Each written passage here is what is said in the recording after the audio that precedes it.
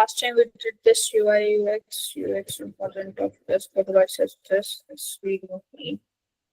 Design thinking process, I will let you know a little bit later. This is about of UX. This is user persona. So our first topic is user persona. So basically, user persona and Infotact, this all is a part of our UX research, like UX, I can say. Okay. So in this, like basically, what is user persona? So user persona is a detailed semi-fictional representation of a real user based on the research and the real data that we have collected. Okay. For example, we have taken in this, like what's included is basically, like you have seen, if I taken like first we will go on an example. Like you have seen, we can say government officials come to our home for the, we can say like inquiry or for asking something related to our, okay, which includes your information, your parents' information, their photos, what like if there is some sort of issues, so they will ask them. Okay, just like that, this is user persona. In this, we have to make a whole, like I will present you later. It's like a whole, I can say the representation of a user, okay, which includes the personal data of the user, okay, the user needs, okay, their behaviors, their goals, their pain points, which basically helps a designer to design perfectly, or we can say to meet the user expectations, okay, or to satisfy the user. Okay, so in this, like what basically we do, like we know whatever we are designing, there's already a application or a website in the market. For example, if the topic is related to e-commerce, so there are many applications in the market. For example, Amazon, Flipkart, Myntra, Meesho, many more. Okay. So what we have to do is, like, we just have to ask the user like what frustrations they are facing, what are their goals, or what are their expectations from our website, okay, from our application or the services we will provide, okay, how they are just we can say navigating, like how they are navigating or how they are experiencing those applications, okay, what are the good points, okay, like what are the positive things of that application. This all come in user persona. Okay, so what are the key elements of a user persona is, first is name and photo, like we just include the name and the photograph of a user, okay, it should be a real user and the data should be real. Okay.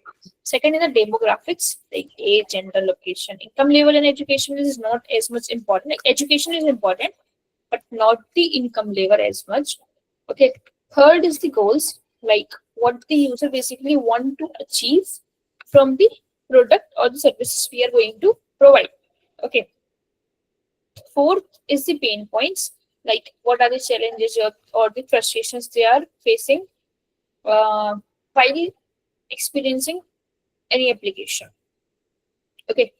Fifth is the behavior pattern, like how a user is interacting with the similar products.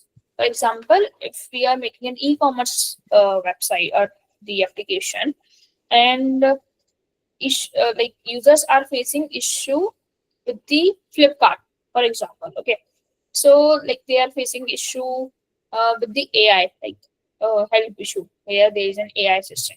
So this all is mentioned in this user persona. Okay. So there is an example simple.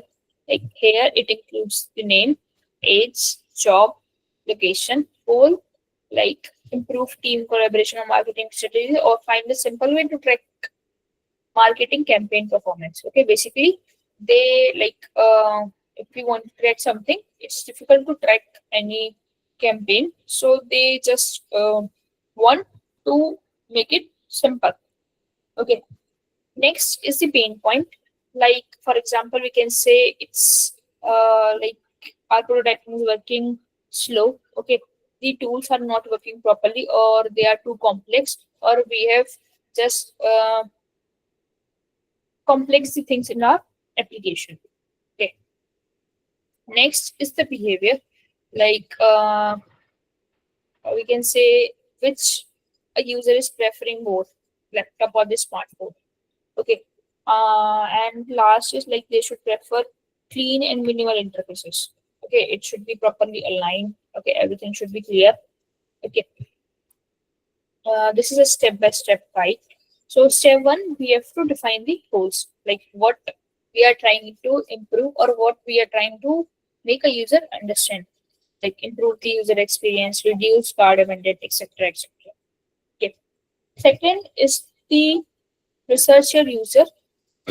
Like basically in this there are two types of data, qualitative and the quantitative. Okay, so in this there are different options from which you can research a user. Like first survey and questions, like you can just ask about the shopping habits, product preferences, pain points, what are they facing. Okay, anything you can ask in the survey, like through the surveys or the questionnaires. Second is the user interviews, like you can just conduct one-to-one interviews with the existing customer or the current customers. Okay, like how they are, like what basically they are experiencing with the products. Okay, third is the web and analytics, like you can track the user behavior on the site, like how much time they have spent, how much time they have visited that pages. Okay, what that application, this you can track. Fourth is the competitor analysis, like in this you can just check how similar users are behaving with the similar e-commerce websites. Okay. Fifth is the customer support feedback.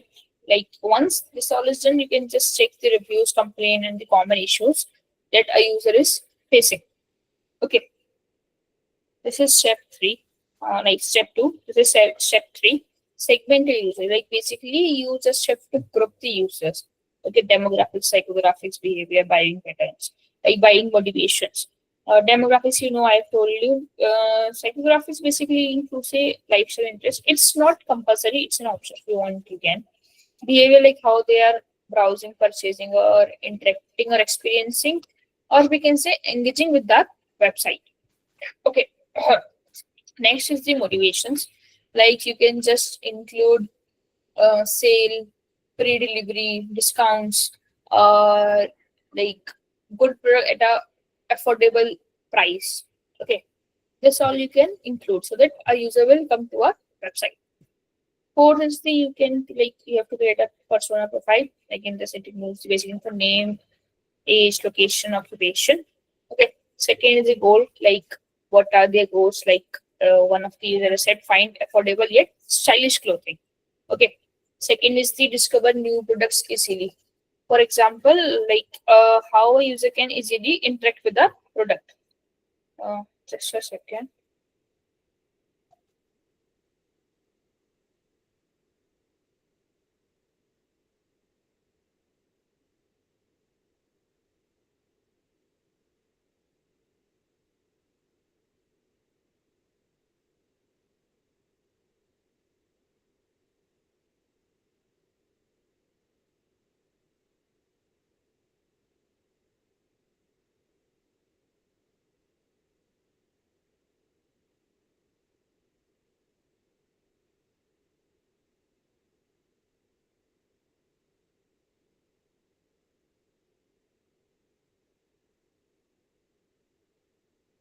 Sorry.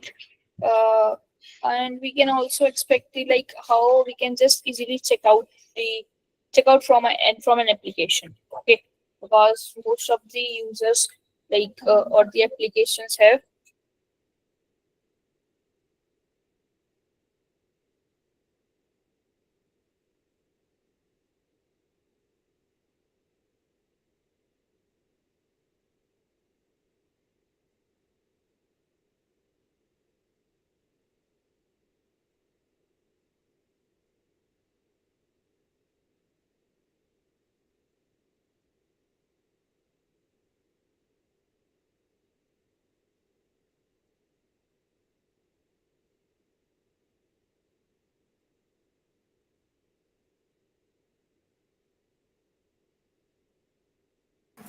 Okay, so these are all the clicks. Now is my voice breaking or it's audible? Then we will continue the session. And if you have left with some part, so you can ask, like you can tell me. Okay, okay.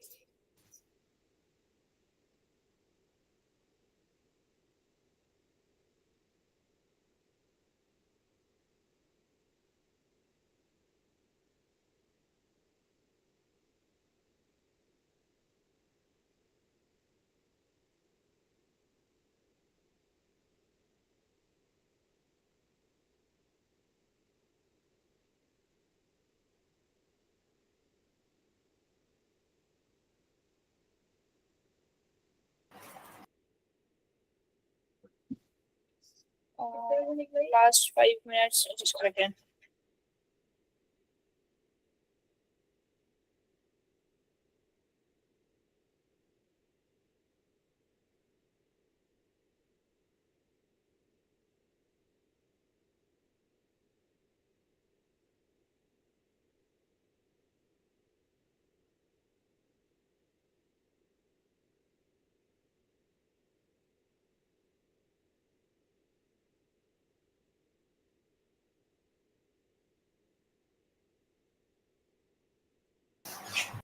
Last 5 minutes. I just told about the user persona which I'm explaining. Okay. Next is the pain points. Like if a user is facing navigating with the products, or we can say slow loading time on the mobile, or we can say the shipping cost is high, like you have seen free like delivery charges is high. Okay, or they don't have mentioned the exchange policy. So these all are the pain points that the user face. Fourth is the behavior pattern, like how a user is shopping, like whether they shops online 3 or 4 times a month or daily or in a week, why, like whatever their pattern is. Okay, which fifth is the motivations, like I told you, sales and discounts, positive reviews, fast delivery, and easy return. This all you can include so that a user will come to your website. Step 5 is you can just add visuals and personality. Like you can include a photo, as I told you. Okay. You can also give the persona a backstory. Okay. Step 6 is you can just apply the insights to improve the UX. For example, you can just personalize product recommendations. You can optimize the mobile experience. You can simplify the checkout processes. Okay, you can offer them free shipping or the discounts, or you can just improve searching option, anything you can. Okay, so this is how you can create, like this is an example of e-commerce persona. Here you can name, then age, location, occupation, goals, pain points, behavior, and motivation. The photo is not there, but you have to include the photos.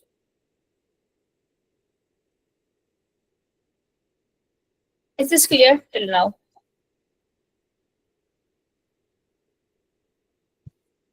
Yes, yes, ma'am. Okay, okay.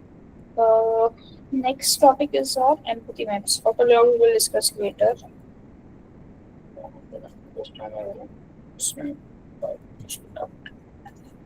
What is empathy map?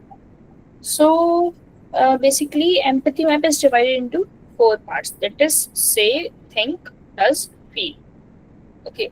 So in this, says in this like in this section, the user basically say in a loud voice, or we can say they say through the interviews or the usability testing. Okay. In this we include interviews, surveys, questionnaires, or anything we can include. Okay. Second is the thing, like we basically what we have to do, we have to check what a user is thinking. Okay, what basically matters to a user. Okay, this all include into thinking. The third is the does, like what actions and behavior does the user take while experiencing a product or the we can say application or website. Okay. Fourth is the emotions, like what are their worries, what excites them, what the frustrations they have. This all includes in the feels. You can also include the pain and the gains, like the frustrations, fears, obstacles. or their needs or the wants are using. Yeah. In simple, if I tell you, so in simple, it's all about we have to think, or a designer has to think according to a user mind. Okay, how a user might be thinking, or what are the user needs, how they will be convinced or will be satisfied by our product or the services we are providing to them. Okay, this is our main goal. Okay, next is why we use empathy map to clarify the user persona and the behavior. Okay, second, it basically highlight the gaps between the user research. Okay, third is like we can say it's easy for a designer to design the things with the empathy, or we can say they can just group them. Okay, and they can just design it easily. Okay, how to create an empathy map? So first you have to get the data, okay, through interview surveys or the user testing. Second is the persona, like you can just focus on one type of user at a time. Okay, for example, if you have taken a survey of 10 users and 5 or 6 of them have said the same thing, okay, 6 or 7 has said the same, like they have given the same review, and 2 or 3 have given the other review. So first we will focus on that 7 people, those who have given the reviews. Okay. Next is the collaborate, like you can use the sticky notes, picture or anything. Okay. After this, you just have to fill a section. It's not as much important. Okay. Last is the review and the update. So basically, once you are done with all this, you have to gather the data, like as much data you can, and you have to refine, or we can say you have to improve that product. Okay, this is not now needed. So this is all about empathy map and user persona. If there is any doubt, you can ask. I know this is a sort of theory. Okay.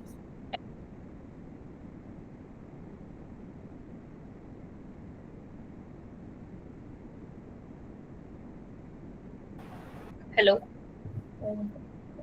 Um, I know it's a sort of some boring, okay, because it's all the theory part in the UX. Okay. Um, have you all got your project details? First, let me know this. Like whether you got your project details or not, or you got your team details. Anything you got till now? Team details got it, ma'am, but the project details doesn't get. On team project detail you will get soon by tomorrow or day after tomorrow or by Monday. Okay, then we will discuss about the project. Uh, Today, what's left? Okay, your component is left. Okay, just a second. Let me share my screen. I will let you know. I think in the last session I've said one thing regarding Figma. Okay, just a second. Let me open my screen.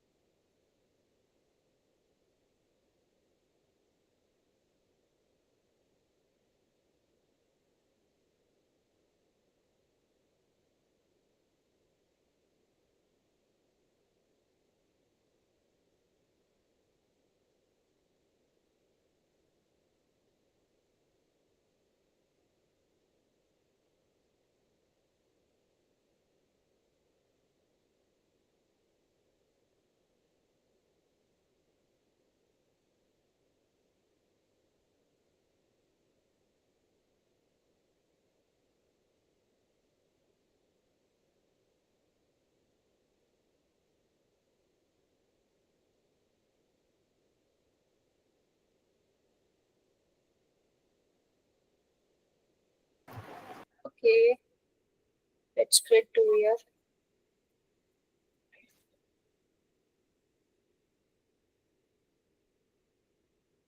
My screen visible. Yes, ma'am. Okay, Yes, ma'am.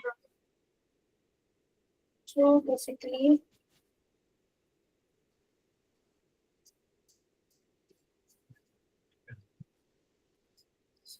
last time we did this basic things regarding the Figma. Okay, I think you all have started something on the Roma. So today I will explain you about the component. Okay, just a second.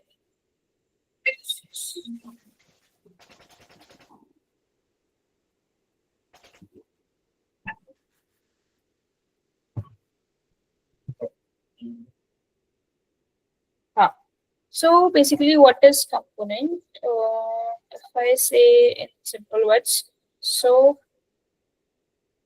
component is basically used as a reusable thing. Okay. So for example, if I have created a button, for example, login button. So what's the benefit if I've just like I've taken a frame? I will explain you practically. So it's like a, we can say, the master template, or we can say we can just reuse it through our UI design. Okay, let me give you an example only, practical one. So I have taken this frame. Okay.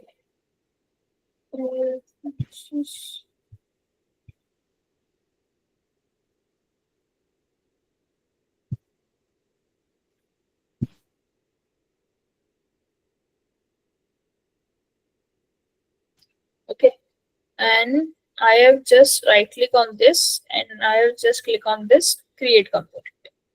Okay, now this has been created as a component. Now what I will do, I will just copy this.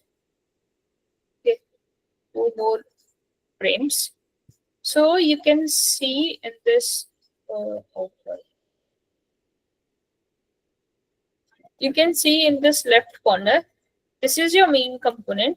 Okay, and you can see the icon is different. These both are your, we can say, the sub components or the instances, okay, of your main component. Now, what's the main benefit of a component is, like, whatever changes you will do in the main component will automatically change to the other instances, or we can say to the sub instances. Okay, like if I click on this and I have just changed the color of this component. Like for now it's white, and I will just do it as black. So as soon as you will change the color, this will be changed. Okay. If I want something to be added on this, like I have added this. Okay, so it will be simply changed. Okay, whatever I want, I can just simply change it. Like whatever changes, or if I want something to be modified, so I can just simply click on this. I can just simply uh, add it. Okay, so basically these are used in component in buttons or the icons, like I have written hello. Okay, so this we can change it easily. If I want to increase the size, I can simply increase the size of this. Okay. I want this to be increased, so it will be increased.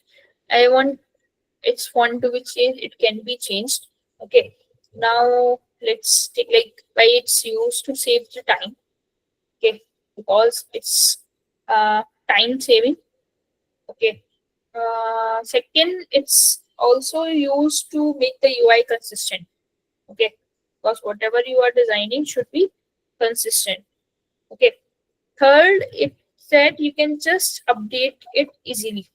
Okay, like if you want something to be at the all pages. Okay, and for example the login one or something else, AI button or anything it can be.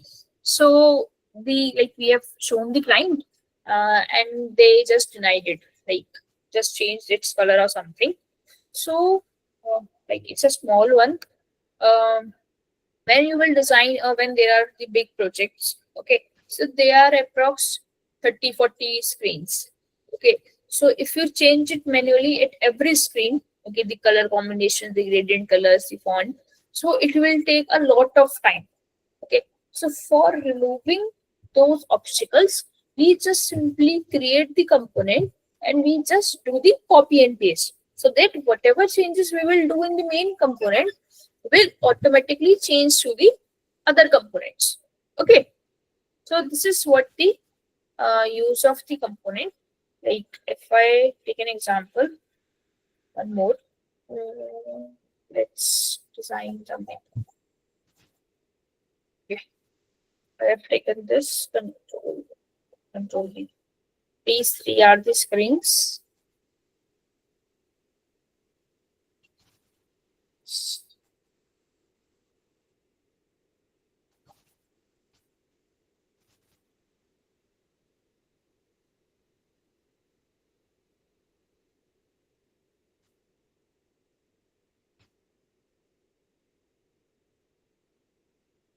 Okay, so like for example,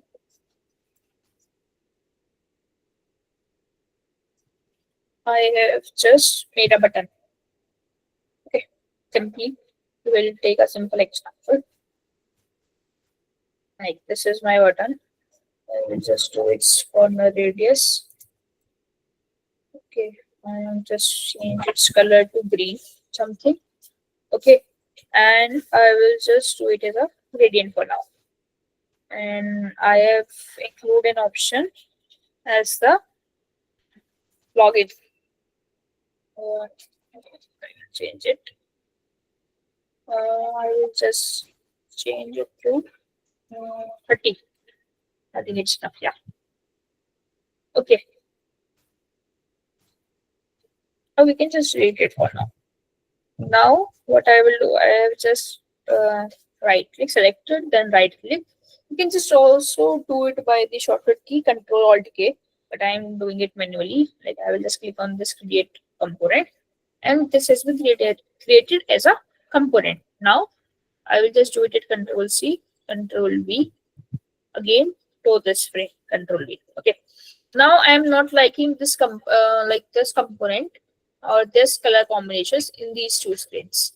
Okay, so what basically I will do, I will just simply go on the selection color and I will just simply change its color. Okay, so when like whatever changes I want, I can just simply change it, and you can see whatever changes I am doing in the main component is changing in every component. Okay, whatever we have done. Okay, like for example, these curves are not properly curved, so what we will do, just click on this and we will just do just 20. Let's check it. We'll do it as, if I do it as 60. So this has been different. Okay.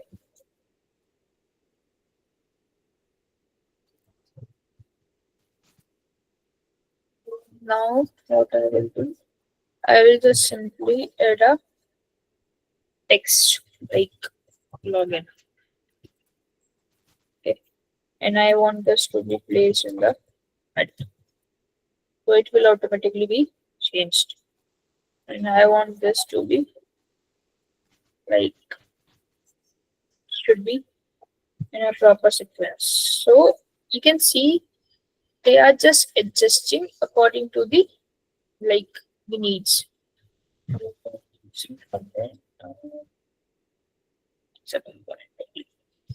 Okay, so this is how you can just simply change it. Like whatever changes you do, only you do in the main component will be changed to the other components. If you do any sort of changes in this, I can say the instance, like I have just include this as sign up, so it will be not changed. Okay, This is what the difference between these both. This is all about the component. One thing that is left is auto layout. Okay, today we will also cover the auto layout because we have time.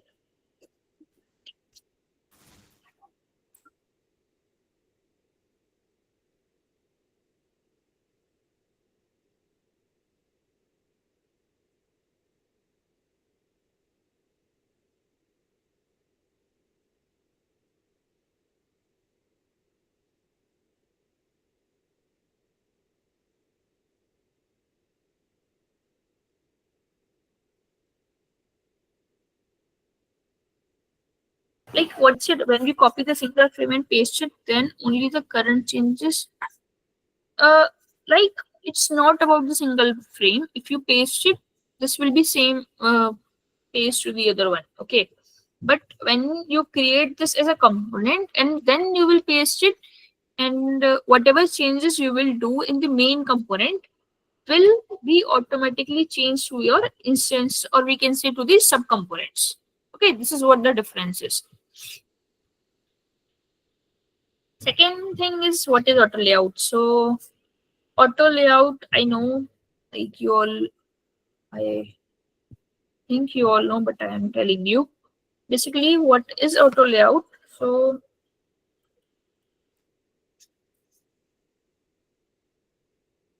auto layout is basically, I can say if you have done an auto layout on 2 or 3 frames, rectangles, triangles, whatever it is, or the typography part, even on the typography part.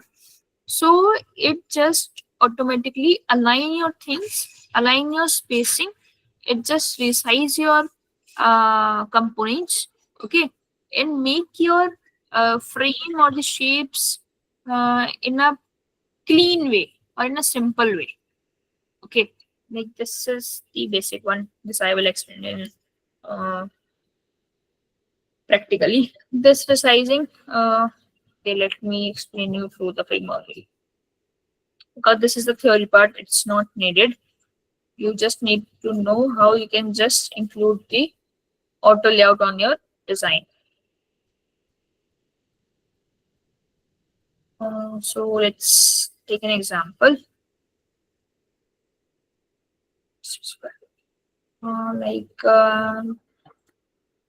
I have taken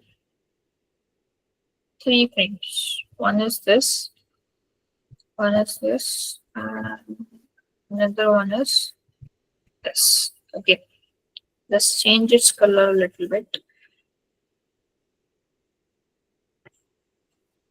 Change its.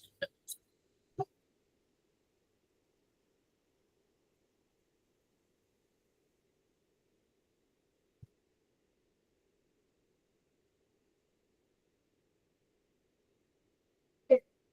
Now I will just select all of these and I will just right click, and here's an option of add auto layout. Okay. So I will click on this add auto layout. You can also use the shortcut key as Shift plus A. Okay. As I click on this add auto layout, so you can see this is all in a proper alignment. Like the size are not in a proper way, and it's in the hub. So let me do it like this. Okay. Now it's in a proper alignment. Now what we can do basically, like here are different options. For now, the gap is 0.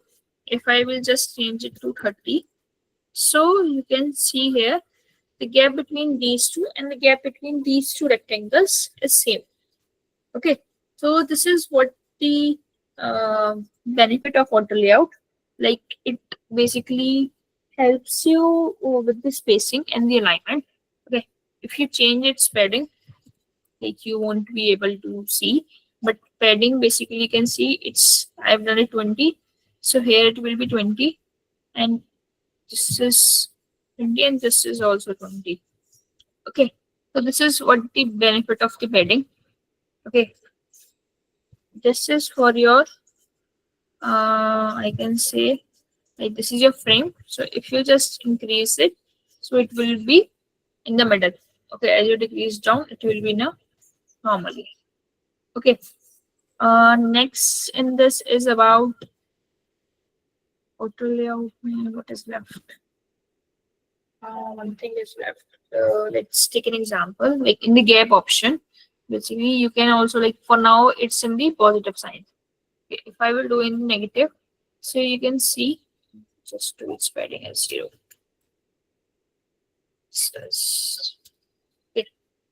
So if you do it on this gapping in the minus, so it will be just concise, or we can say coincidence into a single one. Okay, Ma'am, frames are different, size of the frame. Yes, someone is saying something. yes, ma'am. In case of auto layout, is it possible to change one? Like there's three boxes, right? So Okay, how could I move one box differently? like if Like you if are I, in a auto layout, so you can't move one box. Okay, then you have to remove the auto layout. okay, okay. So while we have to change one box or its position, we can do with auto layout, right? Like basically, auto layout is used to, I can say, to give you a fixed spacing between your uh, frames or the shapes you have selected. Okay, like here, if you can see the example, if I want this to be in a proper gapping, okay, or in a proper alignment, so I can just simply go with the auto layout and I can change all the things. Okay, Okay. like if I do it as 50, so it will be automatically changed. Like the size of these rectangles are not same. Otherwise, you will learn better. Okay, you can also change it like right, left, wherever you want. You can just simply change all those things through auto layout. Okay, so it's basically saves your time, because if you do it manually, so somewhere it will be not properly aligned. Okay, so that's why we use auto layout in our design. Is this clear?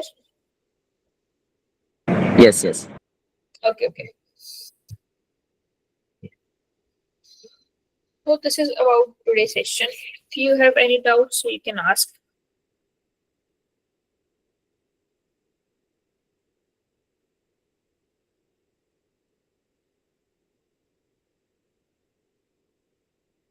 Anyone has any doubt like today's regarding today's session or the previous session or anything? You can just simply ask if you have. Otherwise, we will discuss the further things in the next session. Ma'am, I have a doubt regarding the group divided groups. Like in our Yeah, group, I have seen only two members. like you are only two members. Yeah, yeah. Uh, have you given the choices of grouping? No. Okay, so basically, like, I don't know about your grouping and all. If you want more members in your team, like if it's divided into two, five, I think you two have to do the project only. Like you can just divide the work between you two. Okay, okay.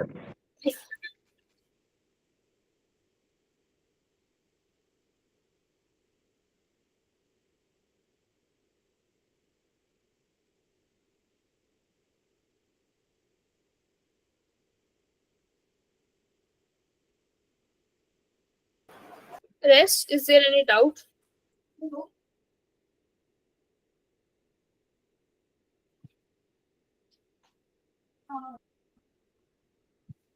Okay, so let's end the session for today.